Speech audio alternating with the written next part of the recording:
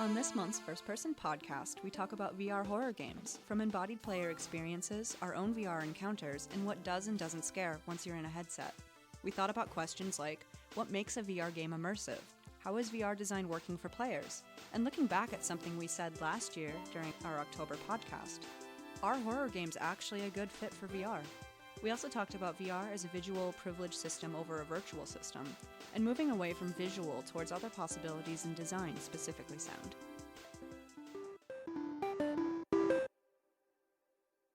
This is First Person Podcast, episode 22. Hi, I'm Betsy Brey. You can find me on Twitter at Betsy Brey. Hi, I'm Rob Parker. You can find me on Twitter at Robot Parking. And I'm Justin Carpenter. You can find me at Holy Communists. And this is First Person Scholar. You can find us on Twitter at FPS Weekly and on Facebook at facebook.com/firstpersonscholar. It's October, so that means it's time to get spooky here. Spooky. Last year, for our October podcast, we talked about horror games in general and the sort of spook games that we like. And we kind of landed on the conclusion that VR would have an interesting impact on horror games as we move forward, as VR became more accessible and more frequently played. So we kind of landed on the idea that VR would be an upcoming element in horror games, and it was going to be a really good fit, we felt, for horror games. Where are we now, a year later? I don't know if VR has really worked out so well for anybody. Yeah, the only success story I could kind of point to is Resident Evil 7, and that seemed like more of a success for Capcom than it was for VR. It just seems like people either want to try it but don't have access to it, or they're scared of it. Kind of like people are scared of psychedelic drugs. Like, I don't want to do this. I heard you get sick. This is terrifying. What happens if I spend too long in it? Like, there's actually still some anxiety about VR and people who don't have access to it that I've noticed. It's not been spread out nearly enough, I think. Yeah. I think you're seeing a lot more virtual reality bars or like arcades popping up, at least in our area. Again, a little bit biased because we do have one that's literally across the road from the Games Institute. And they seem to be enjoying a fair bit of success. Like I've heard some really great stories from friends that have gone. It's a situation where I think you have consumer models on the market that are not, like, if you have the money, absolutely people are getting it. And I think if they're playing VR horror games, that's just because there's a lot of them. I think horror still lends itself very well to virtual reality or vice versa. But I don't know that it's actually reached sort of that kind of market penetration that I think the business folks are really hoping we're going to happen with VR. Yeah. Or to the level that the price point could change, which, as it becomes more ubiquitous, tends to change or get lower. Hopefully that happens, but it's tough right now. Yeah, I went to the VR arcade across the street here as well, and I remember the manager of the VR arcade commented that he didn't think that the future of VR was in games at all, that it would be more like VR movie theaters, basically. Stand-up comedy, actually, they're doing lots of stuff with VR. They'll have a comic perform, and then people can watch online through their headset, and it's like being at the show, theoretically. Sports broadcasting is looking into stuff too. So Hell yeah. Yeah, like be Awesome. in the arena and stuff like That's that. cool. Yeah. Which would be another really interesting use of it. But as far as games go, I do think we have a lot of horror games. And some of the earlier VR games I heard about were like basically torture simulators. Yeah, a little bit. For me, so I had an Oculus Rift in terms of like personal experience with virtual reality. I had an Oculus Rift dev kit for some work that I was doing and was just kind of trying out with a bunch of different stuff. And one of the like early prototypes that kind of sold me on the possibility of VR as a horror thing was Dread Halls. They'd somehow managed to make a very intuitive interface in that you kind of looked down and it would pull up a map like kind of organically, and it didn't make me sick. Like I could read the map, it was legible. It somehow managed to deal for the most part with the problems with peripheral vision in virtual reality situations, but you still needed a gamepad to navigate it, which meant that I just felt sick because that's a huge problem. One of the things that it did that was really, really interesting was you would kind of come through certain areas and there'd be like letters and stuff that you could pick up, and then the next level or second level, you started encountering statues, and you would walk past a statue and then it would kind of detect where your head was tracking. And once you looked away from that statue and then looked back, the statue had been moved to immediately next to you. Oh, cool. Which was like... I've seen that episode of Doctor Who. Right. Deeply upsetting. And that was like a really good moment where it was tense, but it wasn't, oh God, I'm being chased by Slender Man. Right. Right. Which I played that, and it was just, oh God, I'm being chased by Slender Man, and I can't look away from the screen, and this is the worst. Just before we sat down to record here, we were actually playing Spooky's Jump Scare Mansion HD remake for VR, and that was an adventure and a half. But it was not, that wasn't designed to work with VR, though, right? It wasn't, Yeah. but I mean, talk about I'm being chased by something and I can't get away. Yeah, I think the ultimate version of that for me was Alien Isolation in VR. A friend of mine rigged that up with Oculus Rift Dev Kit 2 or whatever. He didn't have any game pads or anything like that, so it was just me groping at this keyboard with this clunky headset on my head. I kind of rifled around in an area, and it was, oh, hey, this is a cool environment. I hadn't played Alien Isolation at that point yet. And then I went through a door, and there was the alien just kind of sheepishly standing in the hallway. And for a second there, I wasn't sure if it was this weird tech demo of like, hey, check out this alien model that we made in this version of the game, but it was actually the alien standing there. So he was like, oh, you should probably run. I turned around and got caught on the geometry of some table nearby. Like I just stopped moving properly because my fingers, like I jumped, so my fingers went off of the WASD, and then I was trying to grope my way back to where the WASD keys were. And in the time that I was like just slapping at the keyboard and kind of screaming, I looked down and just saw the alien's tail burst out of my chest. And I was like, no, thank you. And then like it took every fiber of my being to just like calmly reach up and pick up the goggles and take them off my head instead of flinging them across the room. Which again, it was super immersive, but also a situation where like it would be a situation where like if I had spent the money to get like a full VR setup and had my VR room set up in my house, I don't know that I would be like, oh, I'm glad I spent all that money to feel horrible and terrified all the time.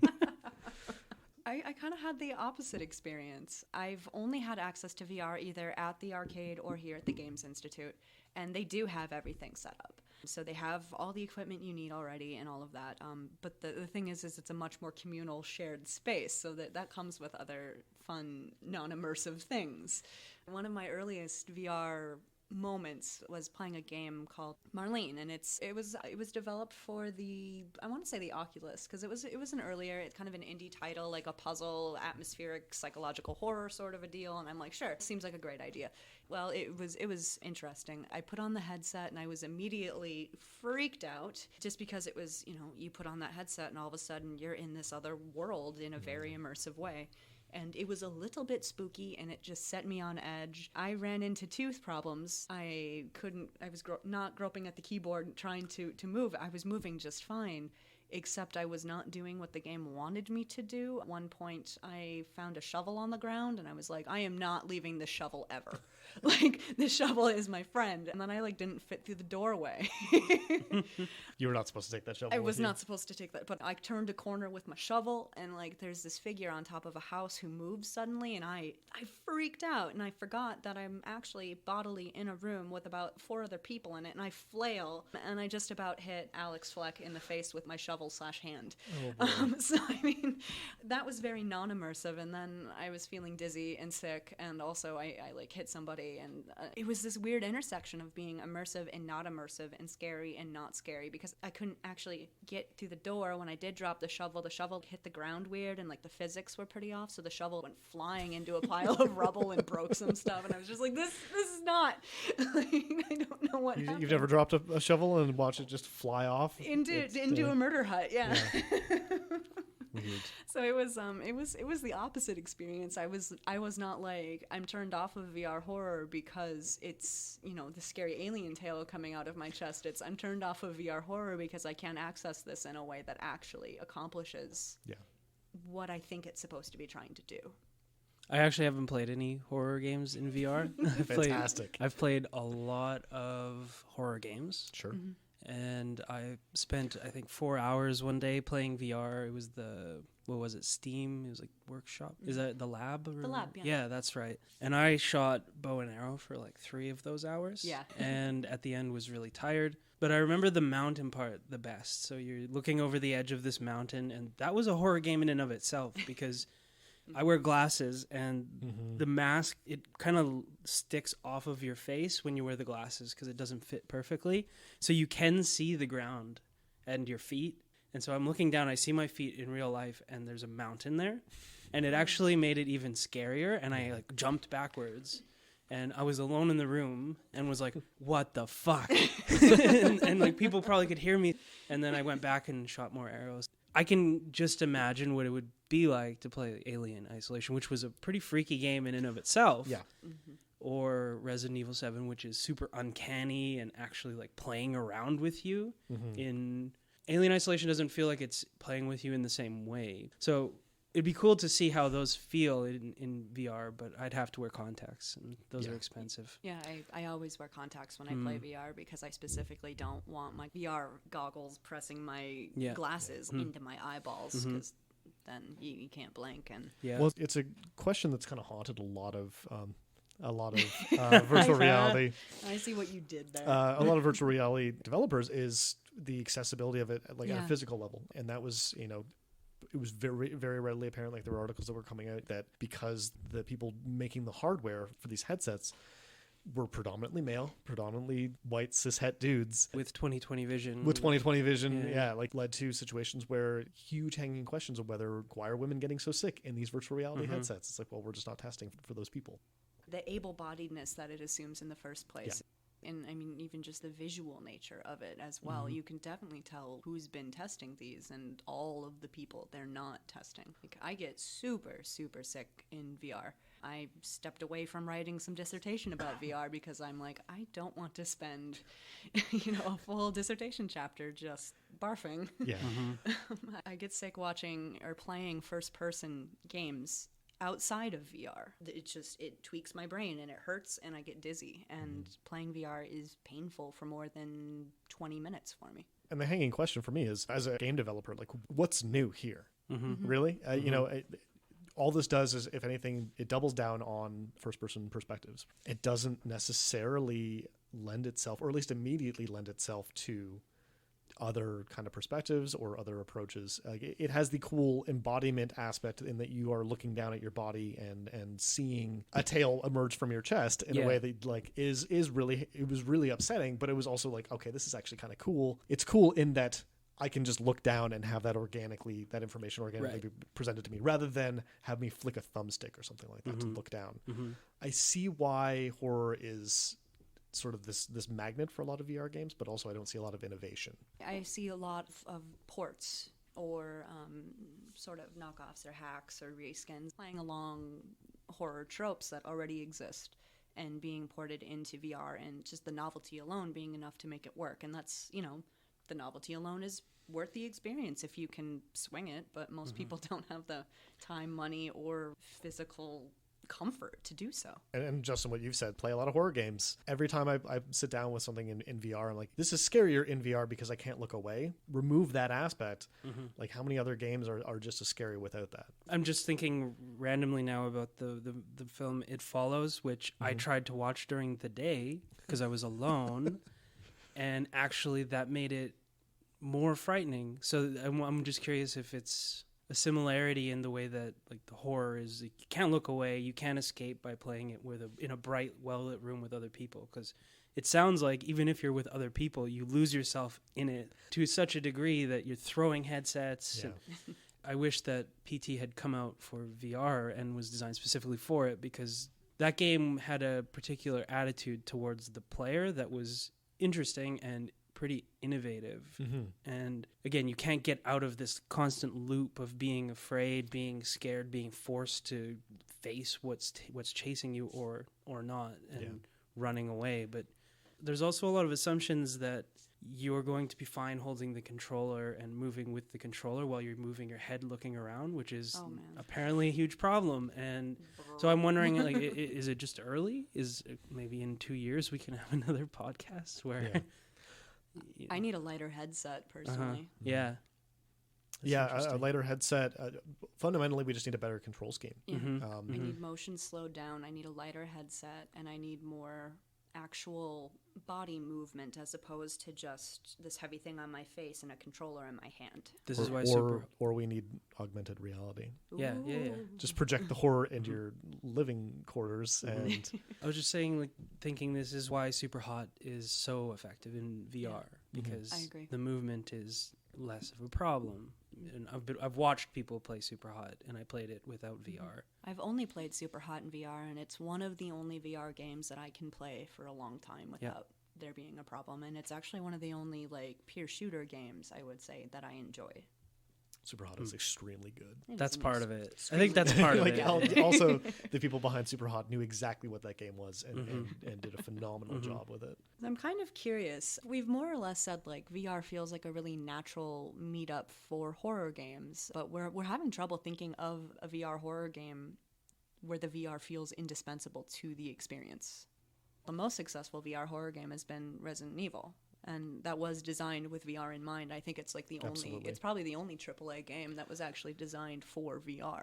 Yeah, the resolution was lowered. For me, as someone who didn't really play it in VR all that much, I predominantly did play because I don't own a PlayStation VR at home. I mostly played it just on a screen, but I found the lower resolution and the kind of the grimier feel to it actually enhanced and reinforced a lot of its already extremely icky themes. And I also just found watching streams of people playing it in PlayStation VR, it was actually a little bit immersion breaking because you had this freedom of movement with your head.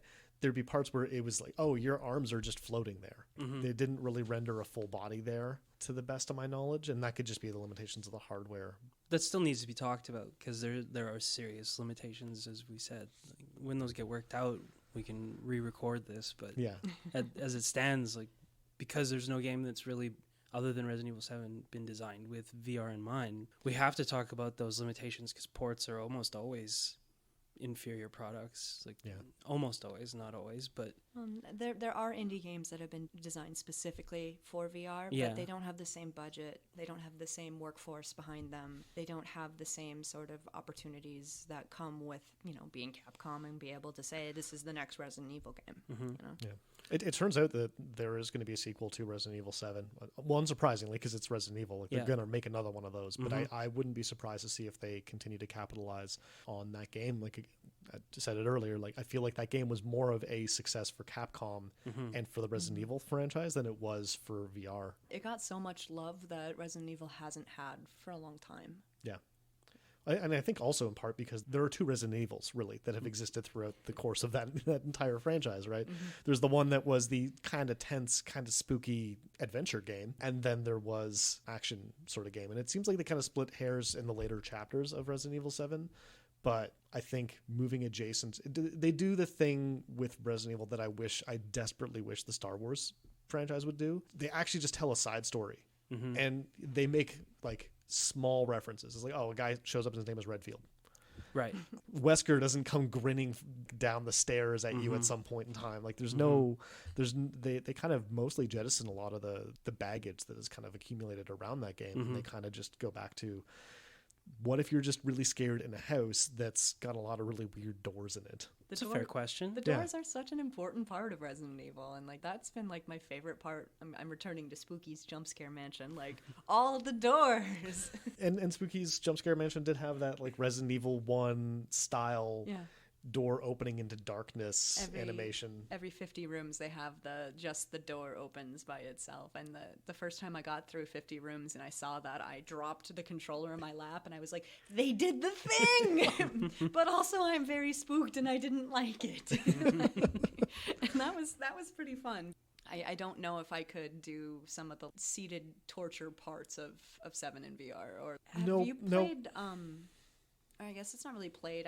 There's arguments about whether it's a movie or a game, and that's a whole thing I don't really... It's a piece of shit I don't want to get into today. Yeah. But Abe, about the robot who tortures you while you're tied to a chair? No. All right. Sounds really fun. Yeah, I know, right? Basically just like a 7 or 8 minute free thing on Steam. I haven't played it because I don't have a death wish, I guess, where basically it's a robot who is calmly talking to you and digs into some psychological If I had to say Freudian, I would say Freudian-ish stuff and hacksaws and all this jazz, and you're tied to a chair. I believe your white male body is tied to a chair. That's all you do, is you just like wiggle and like sit there and take this horrible experience in. We have this? It's free. I mean, we can go download it after the podcast, but like, Go I live can't that believe life. I just sold you on this. No. It's not that I'm excited to play it or anything like that. It's just like, Sometimes freaky. you just deserve to be tortured by a robot. no, that's never happened to me before. It's not that you want it, it's just you And feel like you deserve it. There's very little pain involved. Sure. I'm curious to see how I react. There's actually. value in being hurt in a safe place. Yeah. Yeah. No, I'm just curious how I would react. And have they done like testing, hooking people up to like those shirts that give heart ratings and shit? It just sounds That'd be fascinating. interesting. I don't know. Just my experience of standing at the edge of a mountain is like I'll freak out at everything that happens in VR from now on. So. If I'd known we were going to talk about this, I would have brought a robot mask and be like, "You're in it right now. This is the torture, Justin. Are you immersed now?"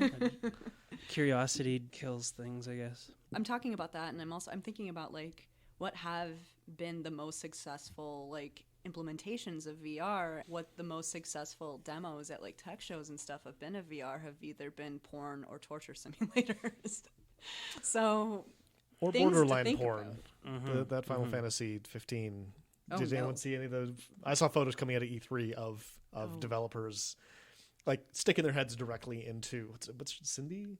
yeah, Cindy Yes. Like she's driving the car next to you and just people like throwing their faces Yeah, into her lap and her chest. getting and real, everything. yeah. Okay. just getting real down and dirty. Well, that reminds me of that article. Gosh, it was probably a year ago, where during the bow and arrow game in the lab, she said she was playing online. Her VR partner noticed that she was female because of her voice, Right. and started bumping his character up against her, like to do the same thing. And why can't we have nice things? Yeah. Can't we have nice things? It turns out the real horror in VR is other people. Yep. We actually didn't need to design VR to know that. Yeah, you that's know? true. We've known this for a little while.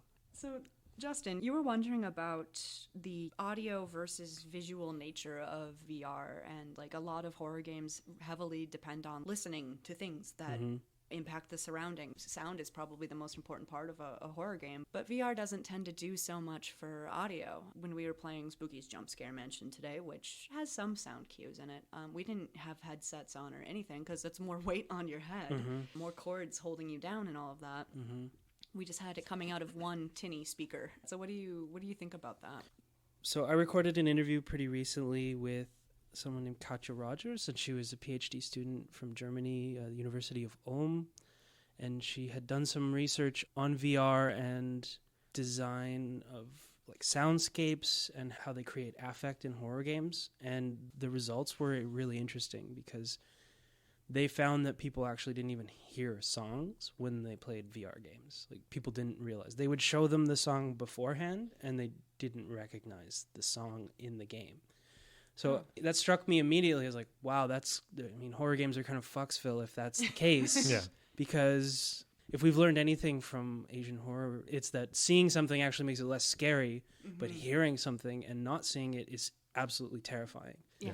So I'm just curious if these games that are being ported that aren't originally designed for VR, where they're kind of more based on these audio cues or the jump scare. Like, jump scare is not the only thing that horror can do. Yeah. Like, the elements of grittiness and like the uncanny feeling of being in this house where there's like worms in all of the dishes and everything's rotten and gross in Resident Evil. Like, that makes a lot of sense because those visual cues are they're uncanny and freaky and unheimlich, I guess is the way I'd put it. But if you can't pick up these audio cues from these games that are originally designed to be played on a monitor or a screen, what does a VR horror game actually look like? Is it much more subtle visual cues and more explicit audio cues? I guess is what I'm thinking. Because I work in instructional design and stuff like that, and some of the cognitive aspects of online learning and looking into sort of the best practices when you've got, for example, a narrated PowerPoint is paying careful attention to how much you're asking students to absorb visually and orally at the same time, because at a certain point your brain kind of interrupts if you present a student with a bunch of text and then also start playing sound at them, they're only going to absorb so much of either of those things because their brain is trying to process both at the same time. Right. And it's even worse if the text doesn't match what the person is saying. If the person is saying roughly what the text is, there's a weird disjuncture, which is, for example, why like Bill O'Reilly would do that a lot, because he was trying to jar people out of actually processing the words that he was saying.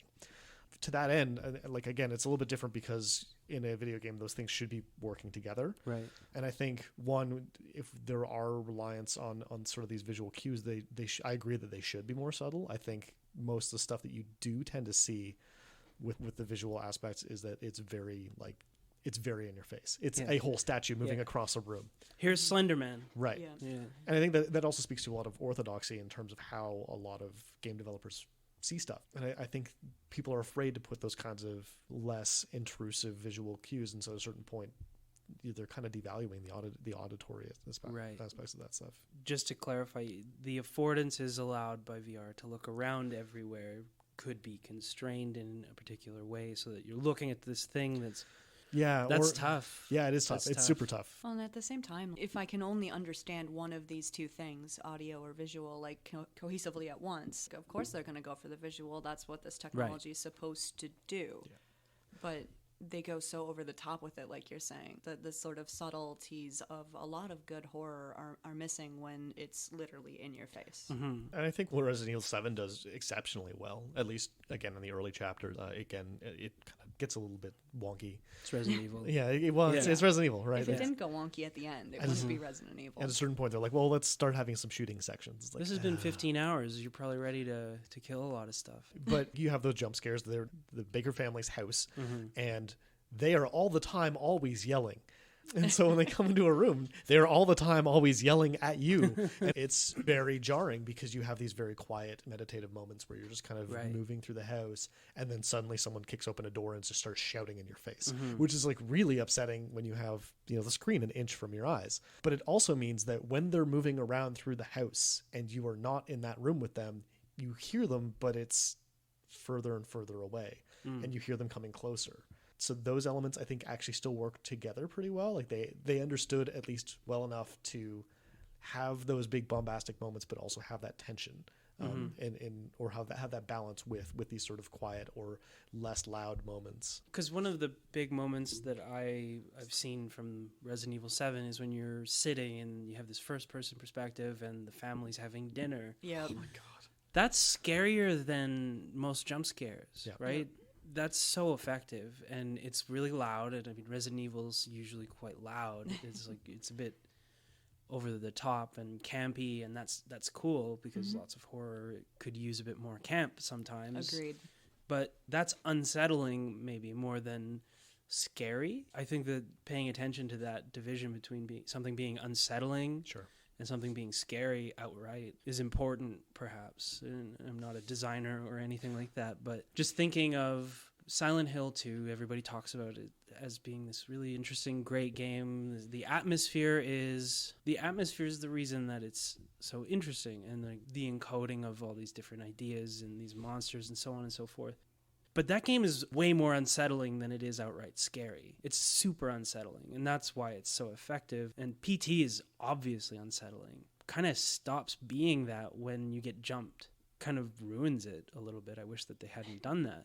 I can't do a horror podcast without talking about my favorite trash game, Five Nights at Freddy's, because the jump scares aren't the scary part to me at all. Those are boring. The scary part is hearing these things come towards me and knowing I have the limited ability to actually counteract and deal with these threats that are coming at me, and hearing them come closer and seeing the visual cues that things are coming towards me in semi-predictable ways. That's what really scares me. And in the fourth game, you don't have any visual indication at all.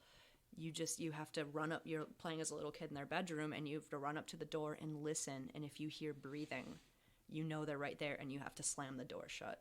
And if you don't, then it'll jump you. It's pretty easy to figure it out if you're actually listening. So it's like the sound is good there.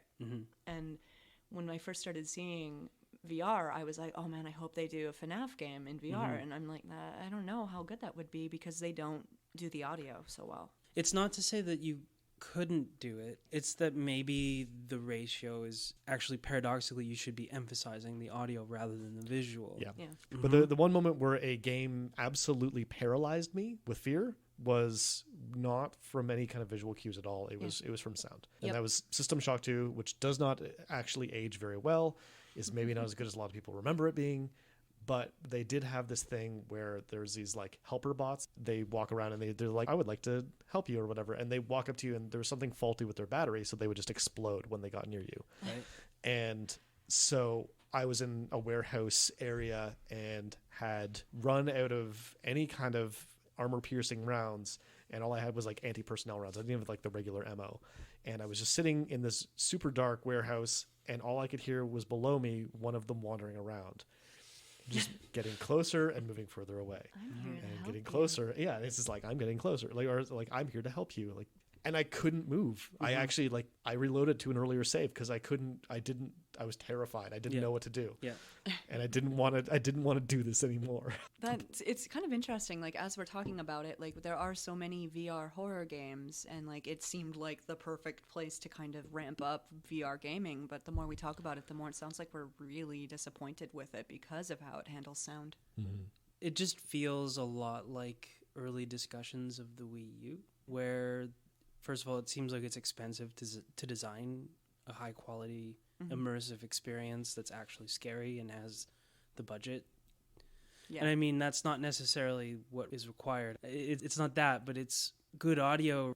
It requires someone who knows what they're doing, first of all. You don't need money to make something great, but often it helps. And expertise doesn't hurt. And expertise can cost a lot of money also. I was going to say, it doesn't usually come cheap. But it's also, if you design it specifically for VR, you're missing, the reach is just not there. Yeah. So if you design a game specifically for the Wii U that relies so much on the Wii U controls, you're kind of screwed if people aren't buying the Wii U. Well, and you're splitting so many hairs. You're splitting, like, people just don't necessarily, not a lot of people always like want to be scared. Not a lot of people want to play horror games. Right. You're limiting your audience. The fact that Alien Isolation came out and did as well as it did is amazing to me. I do notice that I don't think they've said that there's going to be a sequel to Alien Isolation. So I don't know how well its success translated to sales. But one, you're limiting your pool just by virtue of the genre you've picked. And you're also limiting because of the technology you're picking. And it's a shame because for me, my two favorite horror games that I've played, Resident Evil 7 aside, in the past decade or two, or like 10 or 15 years, is I don't think I was playing horror games when I was 10. But the two games were on Nintendo platforms. One was Fatal Frame that came out for the Wii U, which was actually like, again, very unsettling and very creepy, and had this augmented reality sort of thing where you would just flip over to the camera mode, you'd hold the gamepad up, but it also had a speaker on it. So you would get that audio from the thing that was right next to you. So you had this really fascinating tension between the sound that was coming through the speakers on the TV and also the sound that was coming out of the thing that's right in your face. Right. And the other was Silent Hill Shattered Memories, which came out towards the end of the Wii's life. Not a great looking game, but had Sam Barlow at the helm, who went on to go and do Her Story, and one hell of a game designer. Like he knows how to tell a story, he knows how to do some really fascinating stuff with it. And again, there's a little speaker on the Wiimote, and some real haunting garbage came out of that thing as I was playing it, and it was treated like a cell phone. So you would hold it up to your ear. It was a really fascinating element and use of the affordances of that platform. And it's a shame because like I'm never going to get rid of my Wii because I want to replay that game. Yep, exactly. And yeah. Well, I was just thinking because we were talking about, you were saying that one of the scariest moments that you've ever experienced playing games is not from a visual cue, but from an audio cue. Yeah. One of the most freaky things ever is playing Resident Evil 4 on the Wii and hearing a chainsaw get fired up off screen. You're like, ah, shit. It's like, damn it. You have to change everything. And it's one thing. That's it. That's all. It's on now. It's just, well, okay. And that's so cool. And it's so effective that I don't know if we're making it out to be a bigger hurdle than it is, but limiting it to VR, it requires specific constraints or a particular design ethos. And it seems paradoxical, perhaps, from a design perspective, to limit the visual cues to more subtle or more nuanced things and ramp that up. But Yeah. that's a small audio cue, but it's closer to you. It gives a 3-dimensional sense to the sound, and that was on the Wii, so it's not that it's damned or anything like that. I think it's just maybe a bit of a refocus could help. Even thinking about PT, that game's visual cues were one lovingly, lavishly rendered, horrible apartment hall, and also just the dude hanging out on that balcony that if you look up, and like not pronounced, there's no point in which they direct you to it, but the first time I realized that guy was just standing there staring at me, it was very similar to that moment of like, I just need to exit this game right now. I'm okay. I'm just gonna go and I'm just gonna do something. Sit in another room and watch Disney movies. I can't. See, that happened to me in Marlene, and that was why I got the shovel and wouldn't put it down. If you could have picked up a shovel in PT, you would have. You've been like, this is my friend now. Yeah, I'm just gonna stay in this bathroom forever. That's fine. Yeah, no, Isn't that great. weird? I'm just gonna live in this bathroom. This is my life now. It's a bathroom simulator. Yeah. Some of the more effective things in PT, even like I really like PT. I just thought it was totally awesome and I still have it, which is. Have you played RE7 at all? No, Okay. Not really. I'd be curious to see what your thoughts were. Demo. Yeah, what did you think of the demo then? I guess. I really like stuff like Texas Chainsaw Massacre. I really like campy shit. Sure. Yeah. And Hell yeah. I thought that was really cool. Mm-hmm. When I played it, I mostly thought, well, I'd like to try this in VR, Yeah. and that's why I haven't played it yet. Okay. And the demo was pretty freaking scary. Actually, it spooked me quite a bit. It freaked me out a little bit, and I was like, okay, this is gonna be great in VR because I like when something is playing with me. Like, I like horror movies a lot. I like horror games and I don't know. I'm interested when a director's fucking with you. That's an interesting thing. Like, they definitely do that in the early stages of that game. There's a photo floating around on Twitter at some point in time from back in January of former / recovering editor-in-chief Alex Orlando was playing it in PlayStation VR, and we were streaming it. So I was actually at home watching this, and there's a sequence that happens that was upsetting. And the way she was playing it, she would like walk into a room backwards and then turn around and then like just That's how you should do it. Yeah, not a huge fan of scary stuff, but when a thing happened, she actually ducked to the point where she fell down on the ground. There's a photo of her like on the floor wearing the VR headset, and just like on the stream, it was the message finally popped up. It was like, we've lost track of the helmet. Please return your head to its proper place. That's what I desperately want out of VR horror, though. I don't want to sit in a chair. No, and that game does it phenomenally. They really understand how to come at you from that visual perspective, but also still keep some of the audio. I'm pretty sure there's actual audio, like there's speakers in the PlayStation VR headset.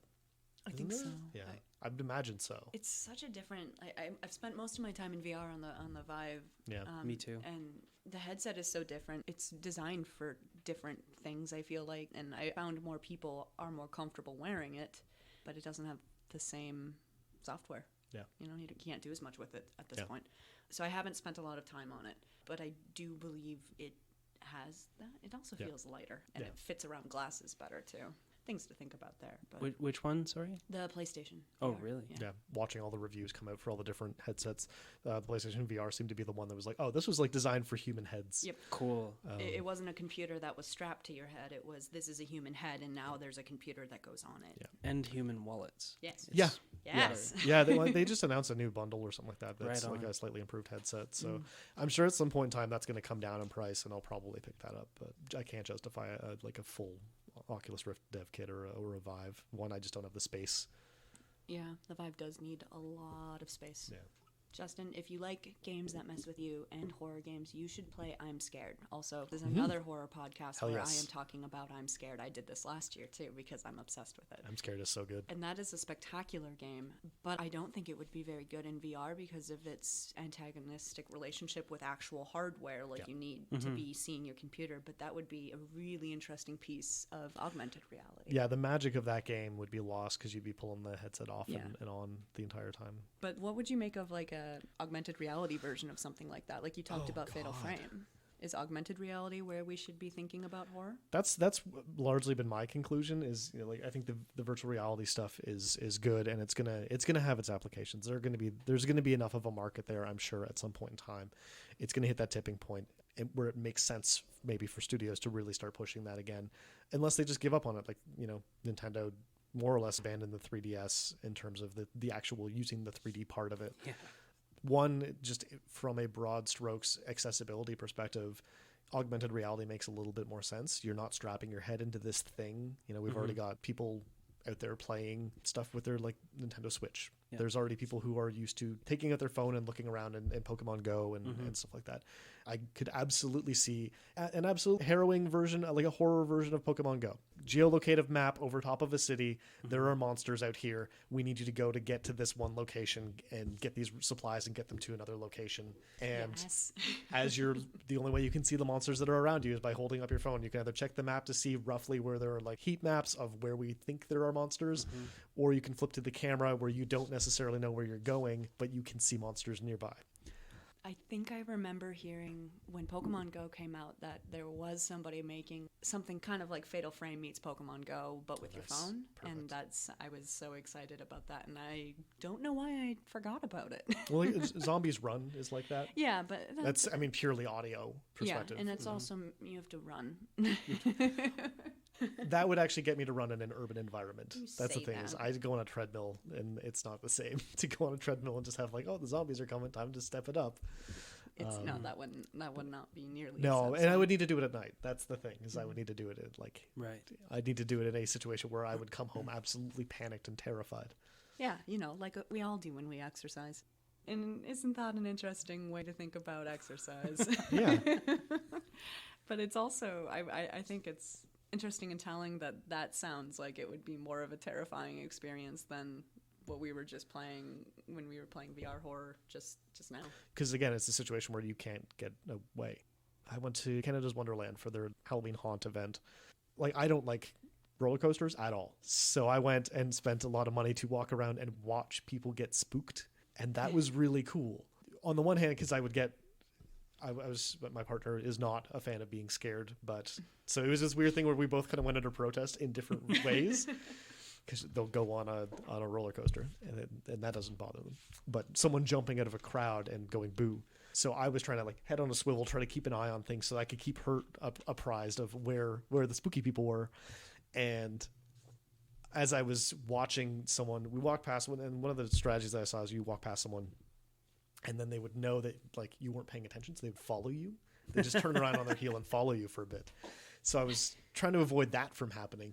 And when I finally turned around to look forward, there was another spooky person directly in front of me, and he just, like, leaned in and sneered and growled. And I was like, okay, good. So having something like those kinds of situations, and I think augmented reality could do some of those things. I think you look at the HoloLens as a possible method to get there. I just don't know how they make it go, but I think that has more compelling and more interesting, or even just, you know, a Wii U that's actually portable and has greater capabilities than what the Switch currently does in terms of, like, vibration or other elements or whatever. But I think AR has its own possible issues in terms of how to design for it to make it actually compelling or scary. It's also got the same sort of visual bias.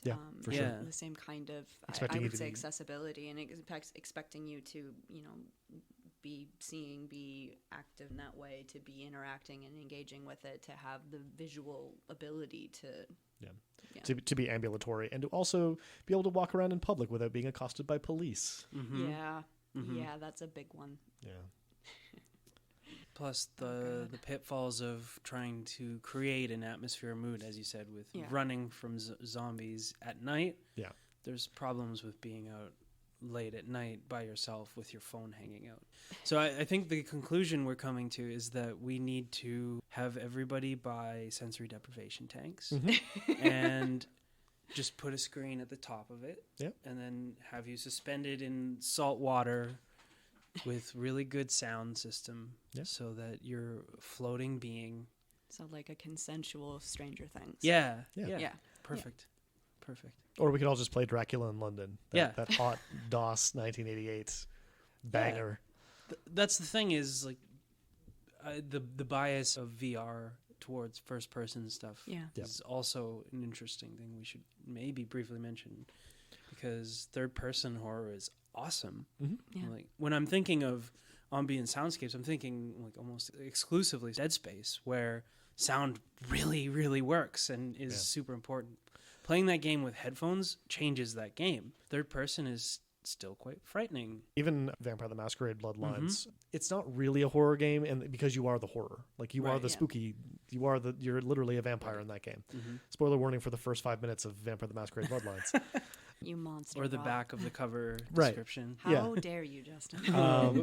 But there is that sequence where you go into a haunted manor, and you're in no real danger. You're a vampire again, but it's more about just the ambiance of the reality of this world is very, very different from everything you've encountered up until this point. And again, it was very much about sort of hearing voices and hearing sounds, and the sound design in that game was actually relatively really good. They did a lot to cultivate a very specific mood to that game, and that went all the way down to the soundtrack that really reinforced sort of this kind of slow moving, kind of slinky. I'm curious, how many third person VR games can y'all think of? I mean, like the one with the arrows, right? In the lab. There's Thumper. And that's like Thumper. A third-person car beetle, right? I'm drawing a blank. I got nothing. So, I mean, there are ways to do VR not in first person, but I mean, it's literally strapped to your face, so it seems very natural to do it in first person. But maybe that definitely comes with limitations. Yep. But again, it's not necessarily, it's just if you're favoring the idea of like total visual immersion. But it's still immersive to go to it's more immersive to go to a movie theater or to have a big ass TV in your house than it is to have like a 24-inch CRT TV across the room from you, right? Yeah. I thought Thumper was a lot more immersive than some of the first-person horror games that I've played. I couldn't tell you what Thumper is about aside from awesome and kind of dreadful in a good way. Like it induces dread. Playing it is just like, oh my God, I'm so tense. Speaking of a game with impeccable audio design, I could never play Devil Daggers in VR ever. You would ever? That game, I mean, inspired by Quake and a lot of early shooters. So you were running at about 55 miles an hour. It's just constantly going, and you are constantly twitching your head back and forth. Like you just, you are immediately going to barf.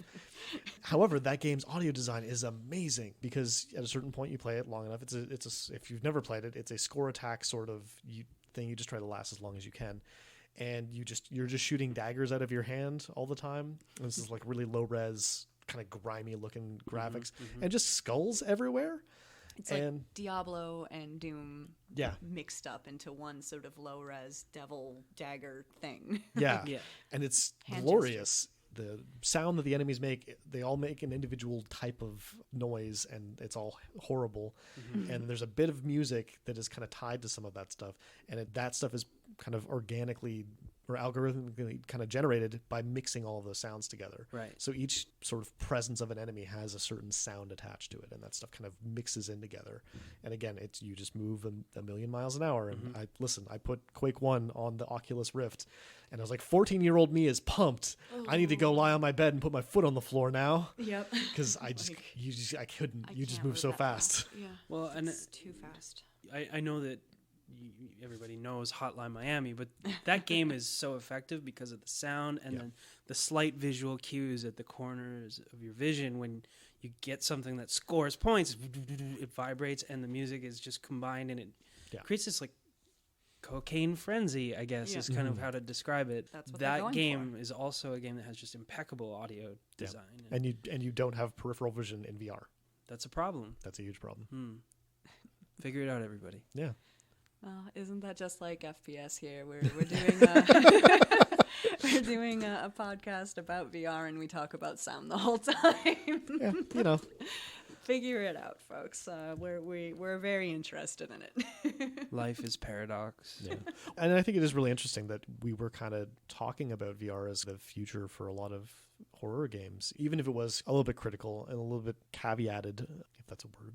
Is now. Sure. But I think also, I don't know that VR actually adds a lot to the toolbox that's already there for horror games. If anything, it maybe takes away a few key ones. I agree.